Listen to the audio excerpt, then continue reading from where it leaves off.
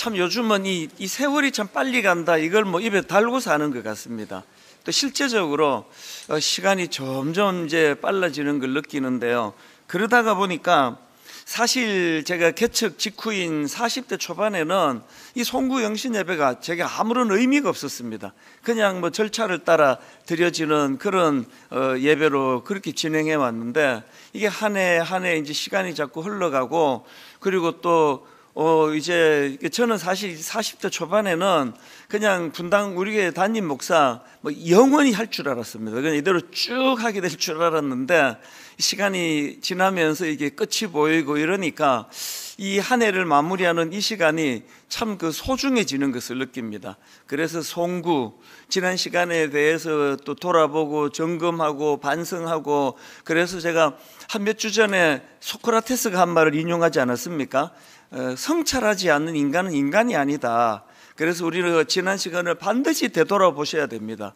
그래서 내가 참 부끄러웠던 기억, 또 어떤 사람에게 아픔을 준 기억, 또 내가 또 아팠던 기억, 이런 것들을 한번 쭉 반추하면서 한 해를 마무리하셔야 되고요. 또 그런가 하면은 이제 새로운 한 해가 또 주어진 걸 감사하면서 저는 그런 생각을 합니다. 하나님, 정말 올해보다는 한 뼘만큼이라도 더 성장하는 해가 되기를 원합니다.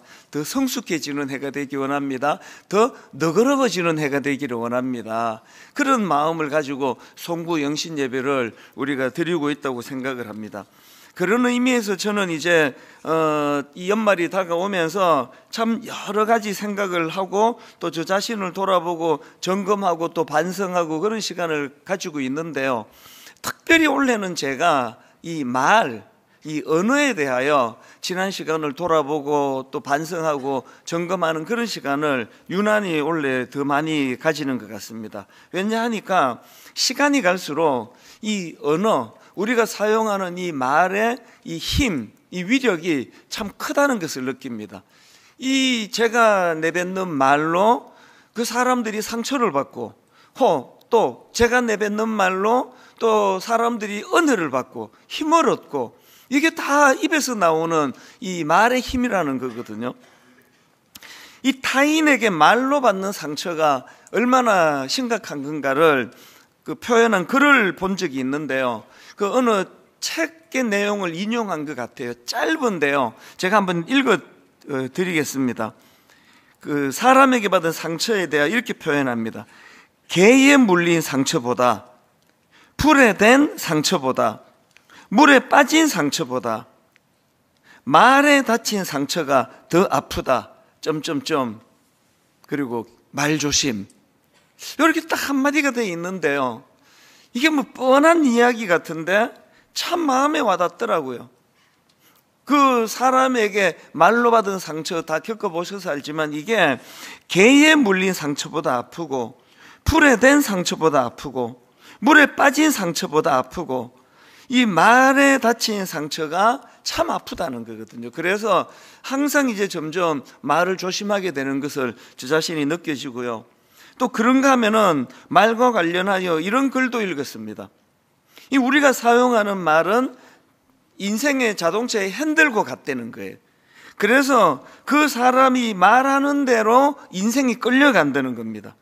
이런 내용의 글을 제가 읽었는데요. 이런 예를 들더라고요. 이게 왜 그 자동차의 핸들과 같다, 말은 자동차의 핸들과 같다 말할 수 있는가 하면, 만약에 어떤 사람이 난 못해, 나 할 수 없어, 이렇게 말하는 순간 그 사람의 뇌가 어떻게 작동을 하는가 하면은, 뇌에서 이 할 수 없는 상태를 이미지화 시켜버린다는 거예요. 내가 말로 난 이거 못해, 그렇게 말하는 순간 이제 이 뇌에서 이미지화가 일어나니까 이제 그 생각이 멈춰버린다는 겁니다. 이거는 저도 가끔씩 좀 느끼는 거거든요. 어떤 일을 놓고 자신감이 없고 그렇게 망설일 때 입으로 선언을 해버리면요, 할 수 있어, 근데 왜 못해, 그렇게 제가 선언을 하면 뇌에서는 이 할 수 있는 걸 이미지화를 시키기 때문에 굉장히 마음에 자신감이 생기는 그런 경험들을 저도 좀 했던 것 같아요. 그러니까 제가 앞에서 언급해드렸던 개에 물린 상처보다, 불에 댄 상처보다, 이 그런 이제 내 말이 타인에게도 상처를 줄 수 있고 영향을 줄 수 있는 언어의 위력이라고 한다면, 뒤에 나오는 이 말은 자동차의 핸들과 같아서 그 말이 그 사람의 인생을 끌고 간다. 이거는 자기 자신에 해당되는 문제잖아요. 이게 참 안팎으로 영향을 미치는 게 이게 말의 힘이기 때문에 한 해 한 해 세월이 갈수록 말을 조심하게 되고, 또 말의 힘을 제가 믿기 때문에 언어로 자꾸 선포를 하게 되고, 이런 것들이 이제 나이가 들어가면서 제가 얻게 되는 그런 소득인 것 같습니다. 그래서 여러분, 이제 새해에는 우리 모두가 다 이 시편 141편 3절 말씀처럼요, 여호와여 내 입에 파수꾼을 세우시고 내 입술에 문을 지키소서. 하나님, 새해에는 할 수 있는 대로 허튼 소리가 나오지 않도록 말을 내뱉기 전에 더 신중하고 더 생각하고, 그렇게 하나님 앞에 우리가 은혜를 구해야 된다면, 또 시편 19편 14절입니다. 현대인의 성경입니다. 나의 반석이 되시고 나의 구원자가 되시는 여호와여, 내 입의 말과 내 마음의 생각이 주가 보시기에도 기뻐할 만한 것이 되게 하소서. 우리가 하나님을 기쁘시게 해드리려고 많은 노력을 하고 애를 쓰시는데, 하나님께서 우리에게 요구하시는 거, 너 입술의 말, 그리고 네 마음의 생각, 이게 내게 기쁨이 되기를 원한다.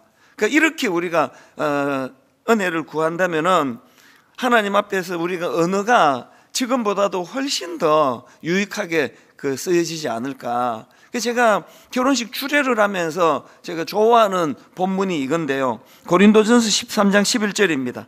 내가 어렸을 때에는 말하는 것이 어린아이와 같고 깨닫는 것이 어린아이와 같고 생각하는 것이 어린아이와 같다가 장성한 사람이 되어서는 어린아이의 일을 버렸노라.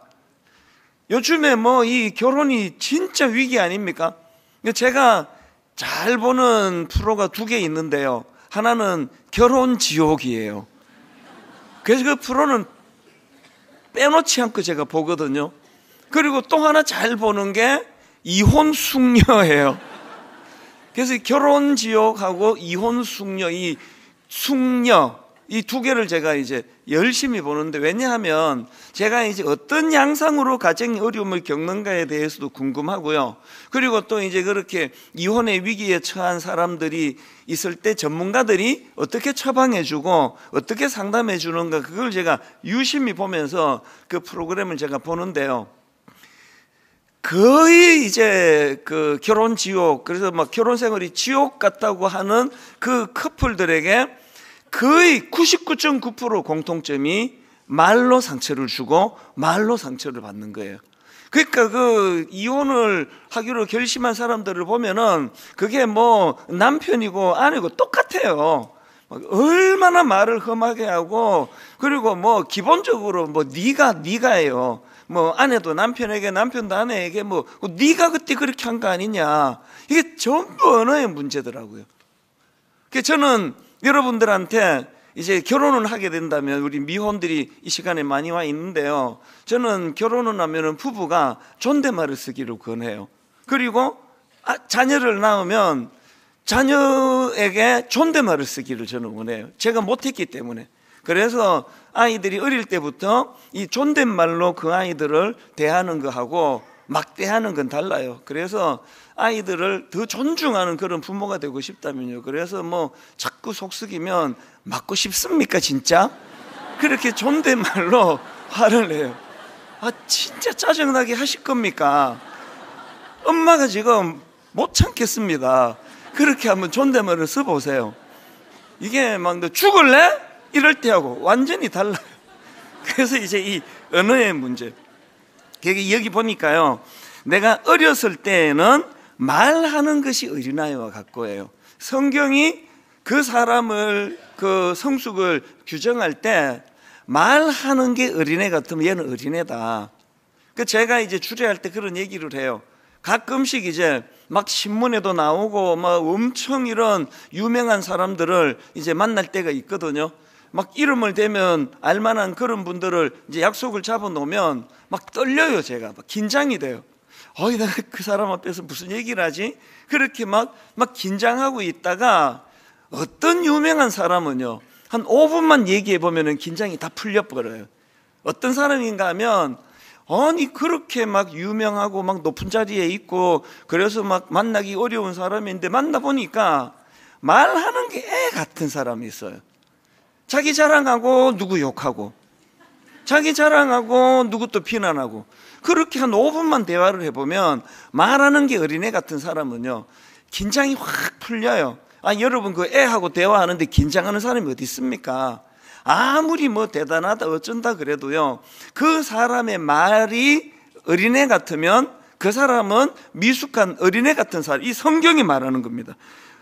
고린도전서 13장 11절 그 강추점을 달리한 거 다시 한번 보세요. 내가 어렸을 때에는 말하는 게 어린애 같고 해요.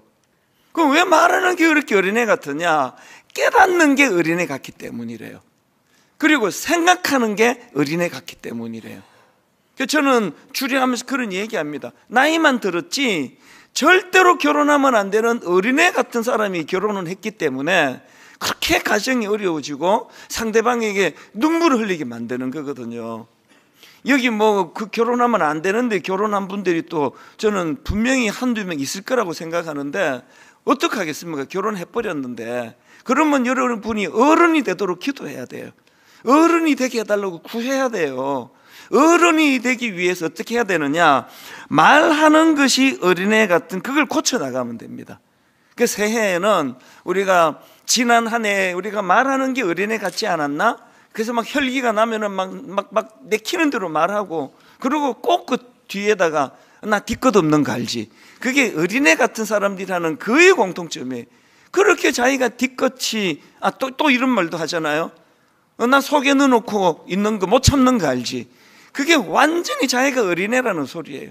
아니, 어른이 속에 넣어놓고 그 말을 못 참는 그게 자랑이 있냐고요. 그래서 저부터도 욱욱 이런 성격이 좀 있어가지고 제가 참 미숙한 언어를 많이 구사했는데, 요즘에는 진짜 은혜를 구하면서 거의 다 고쳐진 것 같아요 라고 저는 생각합니다. 제 아내가 아이고 참 자기를 모르는 이럴까봐 내가 자신 있게 얘기는 못하지만, 그러나 은혜를 진짜 구합니다. 그래서 아까 나와 있던 그런 말씀들, 그 여러 개 경고하는 말씀도 많지만요, 잠언 10장 19절에 보세요. 말이 많으면 허물을 면하기 어려우나 그 입술을 제어하는 자는 지혜가 있느니라. 입술을 제어하는 자, 내키는 대로 막 말하는 거 아니에요. 나 그 속에 넣어놓고 못 참는 거 알지? 나 뒤끝 없는 거 알지? 이게 나는 어린애입니다, 이걸 자기를 고발하는 거예요. 그래서 성경이 강조하는 것처럼 입술을 제어하는 거예요. 그런가 하면은 성경에 이 유익한 말이 가지는 그 영향력에 대한 그런 말씀도 많습니다. 잠언 16장 24절 선한 말은 꿀송이 같아서 마음에 달고 뼈에 양약이 되느니라. 여러분, 누구가 참 어떻게 지치고 어떤 일로 마음이 낙심되어 있는데 여러분의 이 언어가 너무나 꿀송이처럼 달아서 마음이 회복이 되는 그런 사람이 되고 싶지 않으시냐는 거죠. 그래서 제가 이 12월 달에 들어와서 이 언어와 관계되는 성경의 말씀을 여러 곳을 찾아서 묵상을 했는데요, 그러다가 이제 오늘 이 본문 말씀을 제가 송구영신 예배 때 나누면 좋겠다. 원래는 이걸 1월 첫째 주 말씀으로 제가 생각을 했다가 이제 오늘 이제 이 말씀을 먼저 전해야 되겠다, 그렇게 제가 이 생각을 가지고 본문을 정했는데요, 본문이 민수기 6장 22절부터인데 한번 보십시오. 앞부분을 읽어드립니다. 여호와께서 모세에게 말씀하여 이르시되 아론과 그의 아들들에게 말하여 이르기를 너희는 이스라엘 자손을 위하여 어떡하랍니까? 이렇게 축복하여 이르되요. 축복하여 이르되. 그 어떤 축복을 하나님이 명하시느냐? 24절입니다. 여호와는 내게 복을 주시고 너를 지키시기를 원하며, 이 축복이죠. 25절 여호와는 그의 얼굴을 너에게 비추사 은혜 베푸시기를 원하며, 축복이죠. 또 26절 여호와는 그 얼굴을 너에게로 향하여 드사 평강 주시기를 원하노라. 지금 이 말씀의 배경은 광야예요. 이스라엘 백성들이 400년 애굽에 종살이를 하다가 이제 홍해를 건너서 가나안을 향해 가고 있는 여정의 그 광야길입니다. 여러분 다 아시지만 광야는 그 불편하거든요.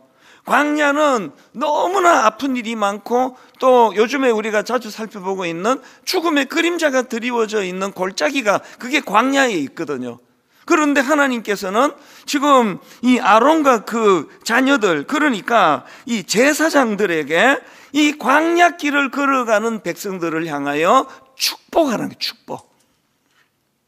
여러분 다 아시잖아요. 예수 그리스도의 십자가 은혜로 말미암아 오늘 우리 신약 시대를 살아가는 모든 크리스찬들은 다 제사장이에요. 왕 같은 제사장이에요. 오늘 대한민국은 너무나 죽음의 그림자가 드리워져 있는 그런 골짜기 같아요. 지금 연말에 모두가 다 우울해요. 저도 우울해요. 오늘 우리 모두가 다 이제 사명을 부여받았습니다. 여러분 축복해야 돼요. 제가 우리 자녀들이 이제 20대 중후반이 되고 나니까 후회하는 게 참 많은데요, 그 중에 지적이 많았어요. 그 목사들이 너 이러면 돼? 목사 딸이 너 옷을 어떻게 이렇게 입고 다니냐, 그런 지적을 많이 했어요. 그랬더니 우리 집 아이들이 이 분당 우리 교회 신앙생활을 즐기지를 못해요.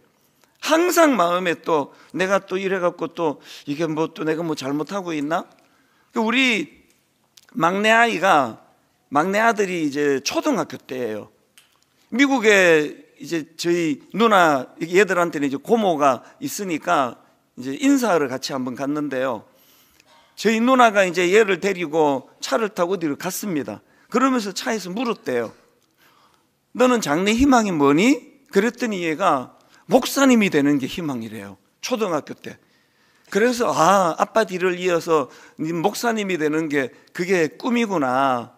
그렇게 이제 그 얘기를 저한테 이제 살짝 전해줬습니다.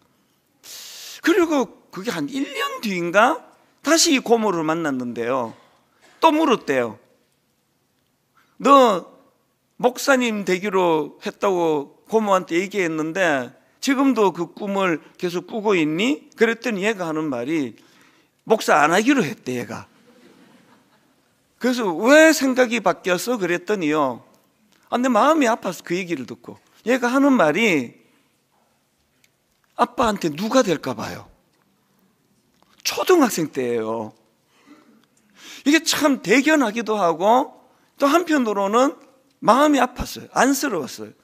그 항상 이제 저도 이제 얘들을 반듯하게 키운다고 목사 아들이 이러면 돼, 목사 딸이 저러면 돼, 이러면서 애들에게 자꾸 이제 그렇게 지적을 많이 했고, 그리고 또 이 교회에서 또 저를 사랑하는 권사님들이 우리 애들한테 지적을 많이 했어요. 너 그래갖고 그 아빠한테 그 누가 되면 어떡하려고 그래, 옷을 왜 이렇게 입어, 그러면서 또 저를 너무나 아끼는 그러나 애들한테 상처를 준 권사님들이 좀 있다 보니까 교회 오면은 얘가 항상 주눅이 드는 거예요. 요즘 제가 많이 후회해요. 사람은요, 지적해서 고쳐지는 존재가 아니에요. 제가 같은 내용이라도 축복을 했더라면, 너 이렇게 복된 목사님 가정에서 태어났는데 네가 얼마나 복됐냐, 그렇게 하지 못했어요. 사실은 저는 그 혜택을 누리면서 자란 사람이거든요. 어머니가 계속 저보고 너는 목사가 될 사람이라고, 너는 목사가 돼야 돼. 저는 목사 안 할 건데요, 그러면 너 목사가 되게 돼 있어. 그냥 어머니는 되게 하여튼 놀라워요. 그러고는 그렇게 이제 그거를 이제 상정해 놓고는 항상 저를 축복해 줬어요. 좀 이렇게 개구장이 짓을 하면은, 아니 훌륭한 목사가 되실 분 이러면 안 되시는데, 혼잣말로 늦게 오잖아요. 그러면 너 목사 될 사람이 밤에 이렇게 늦게 다니면 돼? 한 번은 제가 그 20대 중반인데요, 미국에서 제가 이제 출석하던 교회에 관리 집사님이 유학생이에요. 그 참 이제 공부하러 와가지고 이제 교회 관리 일을 하면서 그렇게 이제 아르바이트처럼 그렇게 교회를 섬기는 저에게 이제 형인데요. 난 그 형하고 노는 게 그렇게 재밌었어요. 그래서 이제 틈만 나면은 교회 가가지고 그 형 일도 도와주고 교회 일이니까 그러면서 이제 막 밤 늦게까지 기타 치고 막 뭐 라면 끓여 먹고 막 이제 외국에 와가지고 그렇게 재밌게 잘 지냈는데요. 그래서 막 이제 어떨 때는 막 새벽 3시에 집에 들어가고 새벽 3시 반에 집에 들어가고 이게 막 너무 이제 교회에서 재밌게 지내니까 그래서 이제 어머니 깨실까봐 조심조심 이렇게 이제 문 따고 들어가서 자고는 그랬는데요. 이게 이제 몇 번 반복이 되니까 아예 어머니가 이제 안 주무시고 기다리셨어요.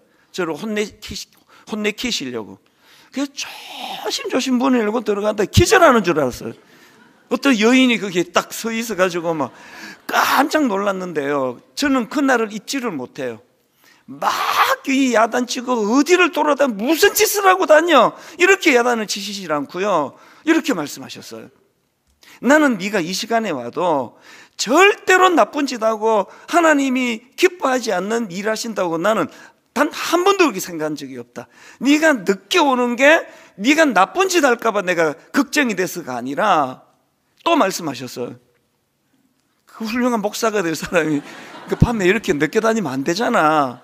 그 생활에 절제가 좀 필요하잖아. 그날이 저는 잊혀지지가 않아요. 20대 때 제가 항상 어머니는 제가 어떤 잘못된 일을 할 때도 축복하시면서 야단을 치시는 거거든. 넌 이렇게 할 사람 아닌데? 넌 이렇게 하면 안 되는 사람인데?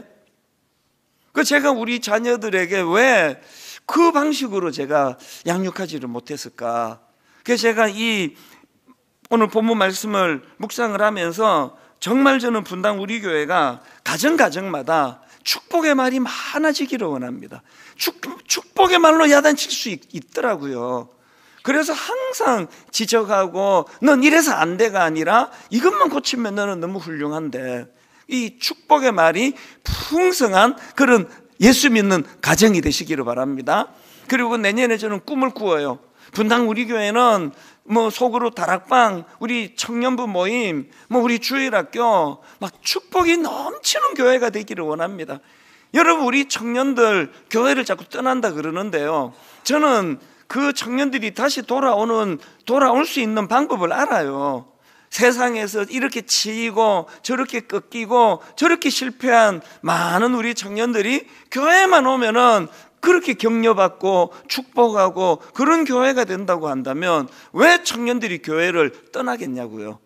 그래서 여러분 새해에 저와 여러분이 이제 많은 사람들에게 만나는 사람들에게 주님 이름으로 우리가 축복하는 그런 한 해가 되기를 바랍니다. 주님이 이걸 명하시거든요. 자, 그렇다면은 이제 주님이 어떤 복으로 우리가 주변 사람들에게 축복하기를 원하시느냐, 세 가지를 본문 그대로 제가 인용해 드리기 원합니다. 첫 번째로요, 어떤 복을 우리가 빌어주기를 원하시느냐, 24절입니다. 여호와는 내게 복을 주시고 너를 지키시기를 원하며. 이 얼마나 아름다운 축복입니까?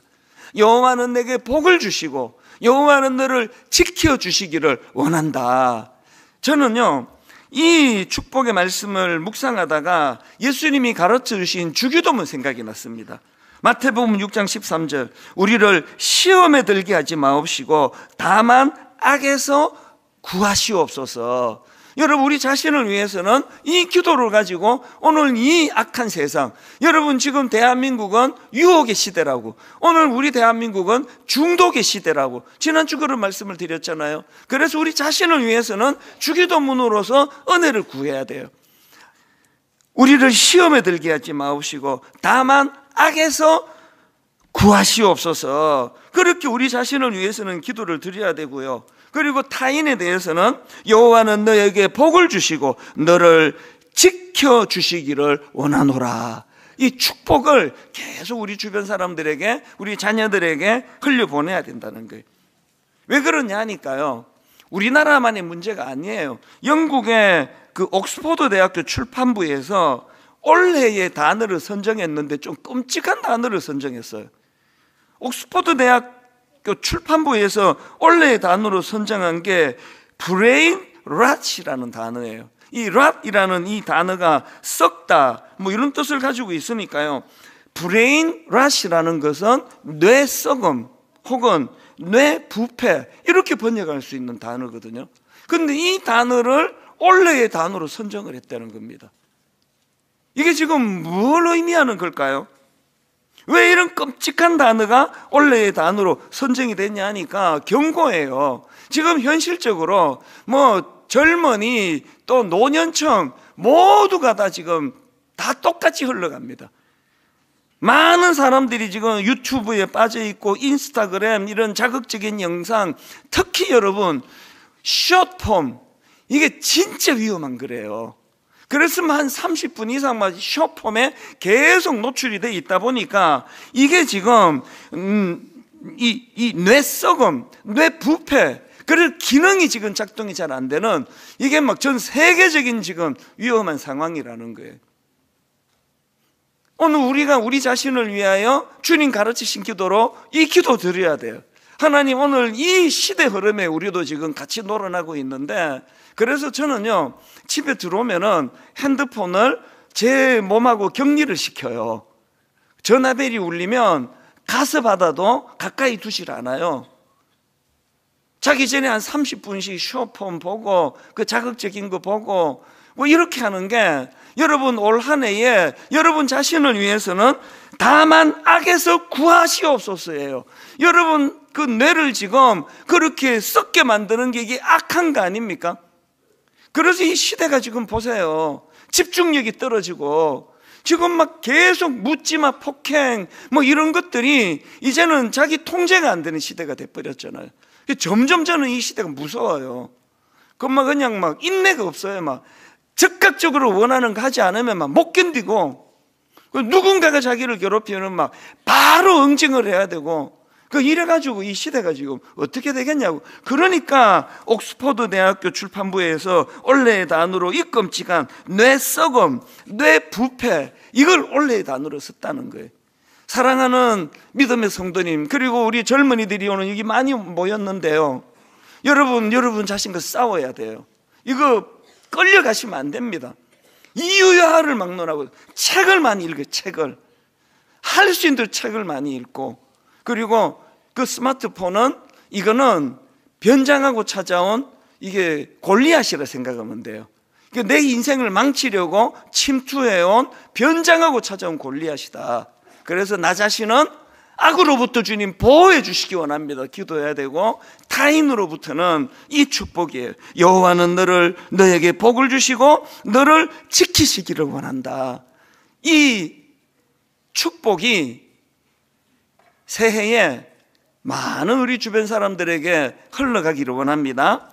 그런가 하면 두 번째로 우리가 빌어야 될 축복이 하나 더 있는데요, 25절입니다. 여호와는 그의 얼굴을 너에게 비추사 은혜 베푸시기를 원하며. 이 사도 바울이 쓴 편지를 보면은 편지 서부 서도에 이 은혜 베푸시기를 원한다, 또 편지의 말미에 은혜 베푸시기를 원한다, 그런 축복이 습관처럼 바울에게 편지에 담겨 있거든요. 자, 로마서 1장 7절입니다. 바울이 이렇게 말씀을 시작합니다. 로마에서 하나님의 사랑하심을 받고 성도로 부르심을 받은 모든 자에게 하나님 우리 아버지와 주 예수 그리스도로부터 은혜와 평강이 있기를 원하노라. 이거 축복 아닙니까? 그런가 하면은 바울이 쓴 에베소서는 맨 마지막 편지의 말씀을 이렇게 마무리합니다. 에베소서 6장 24절. 우리 주 예수 그리스도를 변함없이 사랑하는 모든 자에게 은혜가 있을지어다. 여러분 친구랑 대화하고 헤어지기 전에 맨 마지막에 은혜가 있을지어다, 이런 축복이 있는 그런 한 해가 되기를 바랍니다. 고린도후서 13장 13절도 똑같습니다. 바울이 편지의 마지막을 이렇게 장식을 합니다. 주 예수 그리스도의 은혜와 하나님의 사랑과 성령의 교통하심이 너희 무리와 함께 있을지어다. 저는 원래 이제 15분 남았네요. 아직. 저는 내년에 우리 청년부 부흥을 저는 확신하고 있는 사람이에요. 이제 15분 뒤면 다 알게 될 텐데 제가 뭐 그냥 막 마음대로 막 뻥치고 하겠습니까? 이제 내년은 우리 청년부가 부흥하는 해라고 저는 확신합니다. 청년부만 빼고 다 아멘 하시네요. 청년부가 살아나려면요, 재미와 의미와 재미가 동시에 살아나야 되고, 거기에 이 축복이 들어가야 돼요. 일주일 내내 찌들려 살던 우리 청년들이 함께 모이면 서로 축복하는 거예요. 어떤 축복입니까? 여호와는 그의 얼굴을 너에게 비치기를 나는 축복한다. 그리고 그 은혜의 감격이 회복되기를 축복한다. 그래서 청년부 안에 늘 이런 축복이 흘러넘치기를 원합니다. 그런가 하면은 세 번째로 우리가 빌어드려야 될 축복이 있다면 26절입니다. 여호와는 그 얼굴을 너에게로 향하여 드사 평강 주시기를 원하노라. 한치 앞을 알 수 없는 이 시대에 이 축복만큼 복된 축복이 있겠습니까? 평안이 깃드시기를 축복합니다. 평강이 임하기를 축복합니다. 사실 여러분, 오늘 이 송구 영신 예배는요, 제가 이제 이 축복을 선언하고, 그리고는 이제 우리 초등학교와 유아 유치부 다 아기들 일어나라 그래서 축복합니다 막 이 찬양 같이 부르고, 그 다음에 우리 청소년들 다 일어나시라고, 그래서 그들을 축복하고 막 같이 기뻐하고 이렇게 제가 준비를 했거든요. 다 생략했어요. 왜냐하면 너무나 가슴 아픈 일이 일어났잖아요. 지금 무안국제공항 여객기 참사로 수많은 사람들이 피눈물을 흘리고 있기 때문에 우리끼리 그저 축복합니다 막 잔치를 벌이듯이 그렇게 제가 생각했던 걸 전부 다 취소시켰어요. 그리고 여러분, 저는 아까 여기 설교하러 나오기 전에 1부 전에도 2부 전에도 똑같은 기도를 하고 나왔습니다. 하나님, 오늘은 제가 웃기지 않게 해주세요. 근데 아까 또 몇 번 웃기고 그래서 참 기도가 응답이 반만 됐는데요. 그래서 제가 이 예배를 드리면서 하나님, 오늘 우리에게 사명이 부어지는 송구영신 예배가 되기를 원하는데 너무나 어두운 지금 터널을 지나고 있습니다. 지금 뭐 정치를 봐도 대통령 탄핵 소추, 그 위에 또 오늘 또 보니까 이제 체포 그 영장이 발부가 되고 하는 이런 한 번도 경험해보지 못했던 이런 답답한 일을 겪고 있고, 그리고 지금 무안국제공항 여객기 참사에서 2명만 살아나고 모든 그 비행기에 탔던 분들이 너무나 가슴 아픈 일을 겪었던 이런 상황이기 때문에 우리끼리 축복하고 우리끼리 잘 지내는 것보다 여러분, 이 어두운 대한민국에 우리를 하나님이 태어나게 해주셨는데요, 빛 대신 여러분들이 이 어두운 시대 사람들을, 희망이 없는 사람들을 축복하는 사명이 주어지는 시간이 되기를 바랍니다. 여러분 자리에서 저 슬픔을 겪는, 그래서 함께 울고 함께 웃는 분당 우리 교회 개척 초기 구호예요. 우는 자들과 함께 우는 거예요. 교회 안에서 또 교회 바깥에서. 그래서 저는 오늘 이제 결론으로 그 아브라함 이야기만 하고 말씀을 마치려고 하는데요, 창세기 12장에서 하나님이 아브라함을 부르시면서 이런 말씀을 하시잖아요. 창세기 12장 2절을 보십시오. 내가 너로 큰 민족을 이루고 너희에게 복을 주어, 그 다음이 중요합니다. 너희의 이름을 창대하게 하리니 너는 복이 될지라. 현대인의 성경으로 이 복이 될지라가 무슨 뜻인지를 잘 풀어 설명했습니다. 내가 너를 큰 믿음의 조상이 되게 하고 너를 축복하여 내 이름을 크게 떨치게 하겠다. 너는 다른 사람에게 복을 끼치는 자가 될 것이다. 너는 다른 사람에게 복을 끼치는 자가 될 것이다. 여러분, 하나님의 복 받고 싶으세요? 복 받고 싶으시잖아요. 이것만 기억하시면 돼요. 하나님이 복 주실 때 너는 다른 사람에게 복을 끼치는 자가 될 것이다. 그 사명만 여러분이 가진다면 하나님이 여러분에게 복 주실 줄로 믿습니다. 그래서 주시는 복을 가지고 선포하고 격려하고 세워주고, 이곳에서 우리가 슬픔을 당한 그런 그 여객기 참사로 눈물 흘리는 자들을 위하여 우리가 기도하고 하나님 그들의 눈물을 닦아주시기 원합니다. 이런 일을 교회가 해야 된다고 생각을 합니다.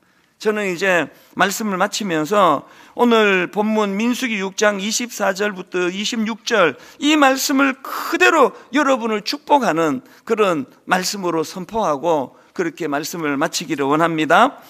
여호와는 내게 복을 주시고 너를 지키시기를 원하며 여호와는 그의 얼굴을 내게 비추사 은혜 베푸시기를 원하며 여호와는 그 얼굴을 내게로 향하여 드사 평강 주시기를 원하노라 할지니라 하라. 내년 한 해 내내 이 말씀이 우리들 삶에서 하나님이 우리에게 주시는 위로가 될 뿐만 아니라 우리가 연약한 이웃을 향한 선포의 말씀으로 이 말씀이 선포되기를 원합니다. 원래는 이제 일어나서 기쁨으로 찬양하고 축복합니다 축복합니다 이 찬양을 한 15분 이상 하려고 생각했어요. 서로 축복하려고 했는데 우리가 이 생각을 바꾸어서 차분하지만 한 해를 돌아볼 수 있는 우리 이 찬양이요, 지금까지 에베네셀, 여기 임마누엘, 앞으로 여호와 이레, 나의 가는 길 함께 하시네. 이 찬양 부르는 동안에 여러분 지난 한 해를 쭉 주마등처럼 한번 돌아보시고 또 우는 자를 위하여 함께 우는 그런 은혜가 우리 안에 일어나기를 원합니다.